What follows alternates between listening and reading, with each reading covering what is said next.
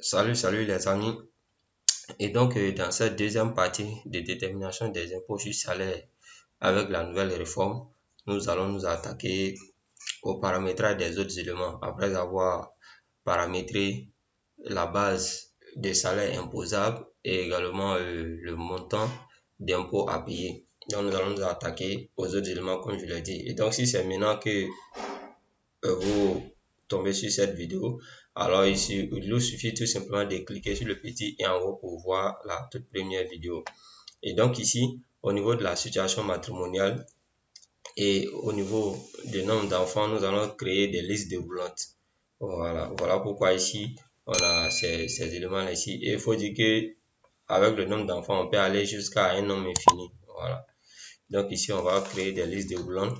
Donc vous allez cliquer dans la cellule de situation matrimoniale. Ensuite, vous venez au niveau des données. On clique sur validation des données. Validation des données. Voilà. Et ici, dans là où c'est écrit critères de validation, vous voyez que c'est écrit autorisé. Donc vous cliquez sur la flèche ici. Voilà. Et on choisit liste. Donc vous cliquez sur liste. Ensuite, au niveau des sources, on va cliquer ici sur le petit point carré qui est ici. On clique et on va sélectionner notre liste, n'est-ce pas, de la situation matrimoniale. On sélectionne la liste des situations matrimoniales. On sélectionne et on revient cliquer sur le petit carré ici. Et là, ici, on peut mettre des messages de saisie ou encore des messages d'alerte, des messages d'erreur et tout ça. Donc, je laisse comme ça, je fais OK. Voilà, et comme vous pouvez le voir, voilà, il y a une petite flèche qui apparaît sur la cellule pour dire qu'il y a une liste déroulante. Lorsque je clique, vous voyez qu'il y a notre liste qui est là. Voilà, donc lorsque je clique, il y a la liste qui est là. Donc, je vais agrandir un peu. Voilà. Donc ici, nous avons notre liste déroulante. OK. Et ici, au niveau du nombre d'enfants, on fait pareil. On clique dans la cellule données, validation des données. On choisit liste. Voilà, on clique et on vient sélectionner ici. OK. Là, c'est OK. Au niveau du nombre d'enfants également, on voit qu'il n'y a pas de souci. Voilà, peut-être centrer ça et puis mettre en gras. Augmenter un peu la taille.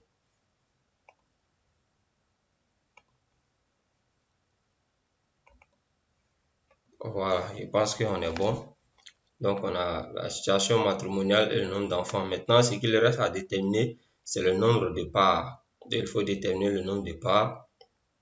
En fonction de la situation matrimoniale du salarié et le nombre d'enfants à charge, quel est son nombre de parts.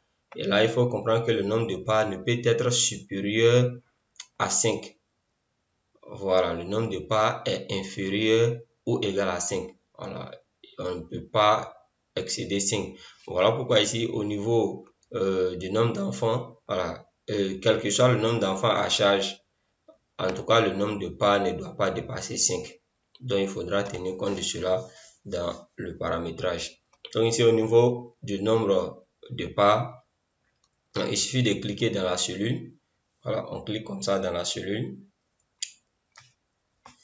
Voilà, donc, ici, comme je l'ai dit, vous cliquez dans la cellule de nombre de parts. D'abord, je vais enlever ici d'abord. Voilà, je vais enlever ici. Donc, on clique dans la cellule du nombre de parts. Ensuite, vous saisissez égal et vous mettez si, la fonction si. Si le salarié qui est là, c'est-à-dire la cellule de situation matrimoniale, on clique dans la cellule. Si la cellule de situation matrimoniale est égale à célibataire, voilà, vous saisissez tel que c'est saisi ici, là, vous saisissez comme ça.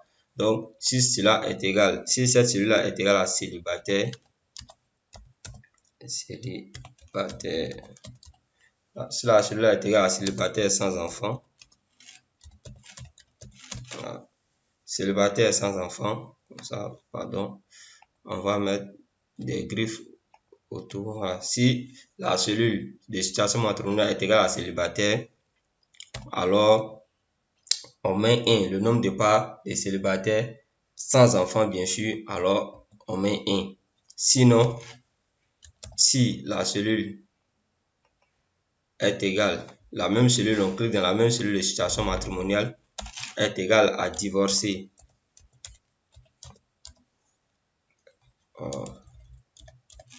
est égal à divorcer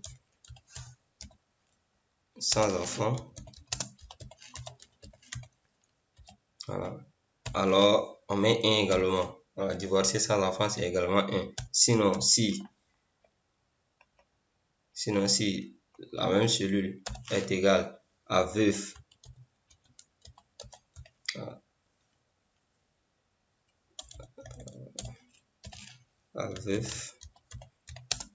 sans enfant,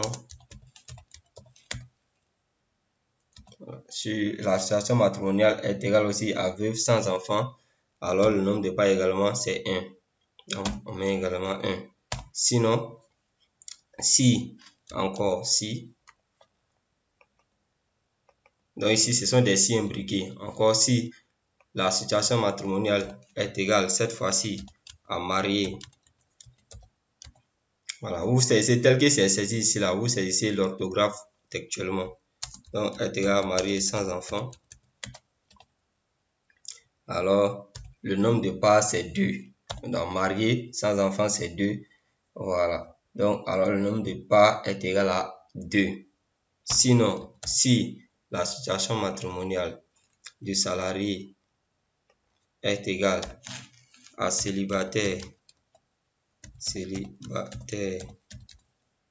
avec enfant. Donc si la situation matrimoniale du salarié est égale à célibataire avec enfant, alors pour le salarié lui-même c'est 1,5. Pour le salarié lui-même c'est 1,5 plus 0,5 part pour chaque enfant. Donc j'espère que vous comprenez bien. Lorsque le salarié est célibataire avec un enfant, voilà, il est célibataire avec un enfant à charge, alors lui-même sa part c'est 1,5 plus 0,5 part pour chaque enfant. Donc voilà pourquoi ici c'est mis célibataire avec enfant, alors 1,5 plus 0,5 multiplié par le nombre d'enfants. Donc on vient cliquer dans la cellule du nombre d'enfants, multiplié par le nombre d'enfants. Sinon, si la situation matrimoniale, toujours on clique dans la situation matrimoniale, est égale à cette fois-ci à divorcer avec enfant,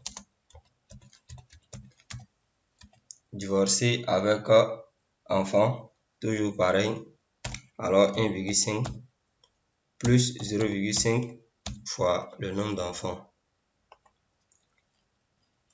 Sinon, si la situation matrimoniale est égale à veuf avec enfant, si la situation matrimoniale est égale à veuf avec enfant, alors le nombre de parts du salarié est 2. Alors son nombre de parts est 2 plus 0,5% fois le nombre d'enfants pour chaque enfant. Sinon, voilà, si